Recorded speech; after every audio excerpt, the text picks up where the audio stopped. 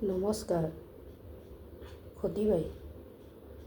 এদিনাখন ৰাতিপুৱা মৰ্ণিং ৱাকলৈ ওলাই গ'লোঁ। তেনেতে পদূলিৰ মুখতে এজনী মহিলাই মোক দেখি মাতিলে।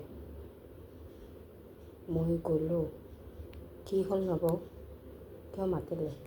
তেনেতে তাই কান্দি কান্দি ক'লে, আজি 2 দিন ধৰি একো খাবলৈ পোৱা নাই, কিবা এটা আছে যদি দিয়াচোন।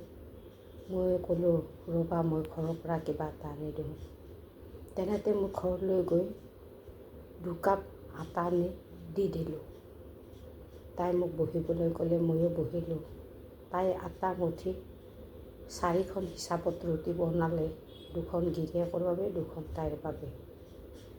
তেনেতে গিৰিয়েক বিচনাৰ পৰা উঠিল আৰু ক'লে, বৰ ভোক লাগিছে, ৰাতিটো শুব পৰা নাই, কি বনাইছা? ক'লে যে বাইদেৱে আটা আনি দিছে, তাকে ৰুটি বনালোঁ। দিয়া দৌৰা দৌৰিকৈ মুখখন ধুই আহি ৰুটি চাহ খাবলৈ বহিল। ফিকা চাহ ৰুটি চাহ খাই 2খন খোৱাৰ পিছত আকৌ ক'লে, আৰু আছে যদি দিয়াচোন। তাই সেই 2খনো দি দিলে। তাই অজলা আছিল, সেইবাবে দি দিলে। তাই একো নেমাতিলে, ময়ো ভেবা লাগি থাকিলোঁ। তাৰপিছত মই ঘৰলৈ আহি পুনৰ তাইক অকণমান আটা দি থৈ গ'লোঁ। ধন্যবাদ।